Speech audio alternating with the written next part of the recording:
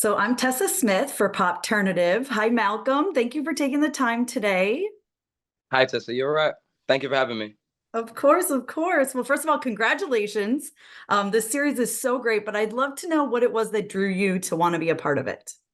I appreciate that. Thank you so much. I think, yeah, naturally, I think the most attractive element of the series for me was the fact that it was a chance for me to have both of my worlds collide in the sense that I do music outside of acting. I do acting outside of acting, if you like. So it was just an opportunity to put both of them together. And for me, that was an amazing opportunity for me. And also, I was saying just a minute ago that my biggest reason, though, outside of that, would have been that I had a very near and dear friend of mine called Champion. His name was Champion Gander. God bless him. He passed away in 2013, and then this came around as Champion, the show presenting itself. So it felt like a calling to me. So yeah, genuinely, those were maybe the two or three reasons that attracted me to it most. Yeah, well, I'm so sorry for your loss. But that does kind of feels, like Like a kismet, big full right? circle moment. Yeah, definitely, Yeah. definitely. Absolutely. And for those of our reviewers that haven't seen this yet, how would you describe your character for them? And do you relate to your character at all? For those who haven't seen it yet, I describe my character as chaotic, um, very chaotic, because I just feel like he's impulsive, and I guess his situation and I guess his experiences and the stuff that he has to go through create the impulsive nature. But I think sometimes you can feel for him, and sometimes you can hate him as a result. So it's he's a bit Marmite in that sense, where you either love him or you hate him. So he's genuinely, yeah, I'd say he's Marmite, and I'd say I relate to him in the aspects of, I guess, he can be quite stubborn and he can be quite like hard headed, or at least like um it can play off as being self-centered sometimes. And I'm a bit like that in the sense, without the self-centered energy, I believe, but I'm a bit like that in the sense that when I believe something, I'm very much in tune with it, and I can't really. I'm open to hearing what other people are saying, but once I've kind of like, this is what I want to do, or this is where I'm gonna go, or I always stand on that, if that makes sense. And I feel like Mhm.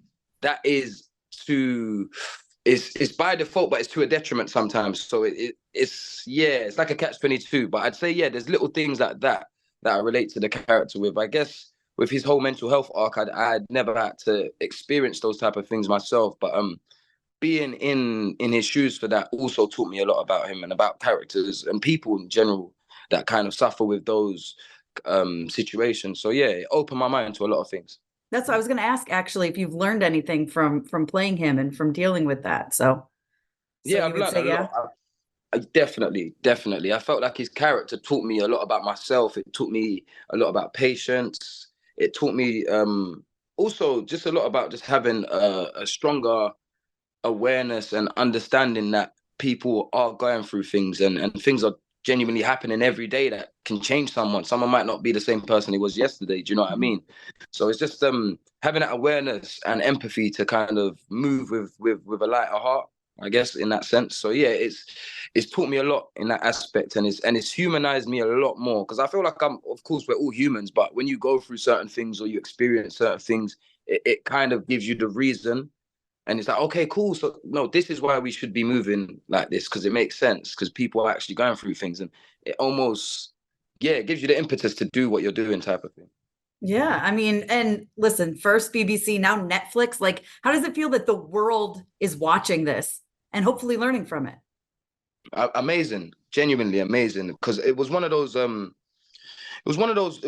projects where it felt so near and dear to home. It felt very close to home, so it felt like you really wanted to do it justice, especially with, like I said, me not really having any mental health kind of arcs going on in my personal life, so not really knowing if I'm doing his mental health situation Mhm. justice. So that was where I was kind of in my head a lot, and just wondering if it's gonna connect and people are gonna understand. But I'm very glad that um not only are we getting good reviews and people are really enjoying the show, but I'm very glad that they're connecting those dots, and they're finding, oh, no one's realizing that he's got mental health. So when I'm seeing those reviews, they hit home a lot more than somebody saying it's like 10 out of 10, if that makes sense.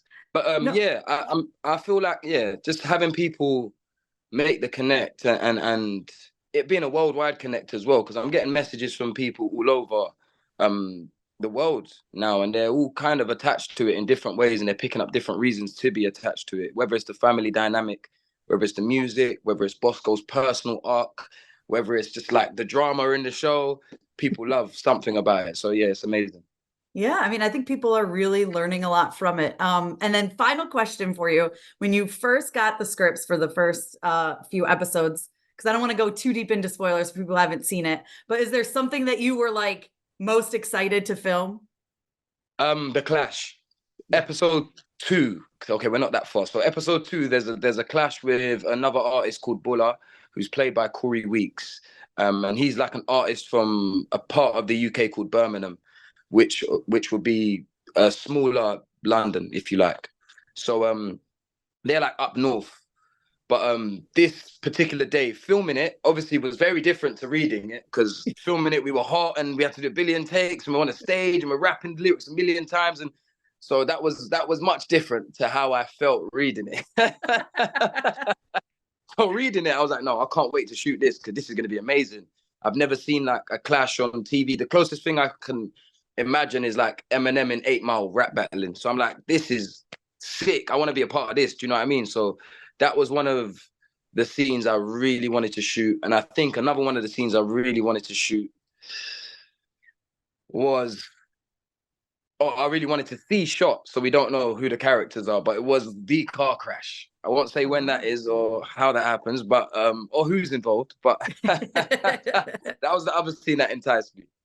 Awesome. Well, thank you so much for your time, Malcolm. I appreciate it, and congratulations. Thank you, Tessa. I appreciate you. Thank you so much. Have a great day. Yes, thank you. Thank you for tuning in to Popternative.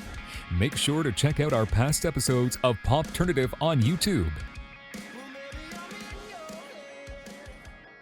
This has been an Autograph Communications production.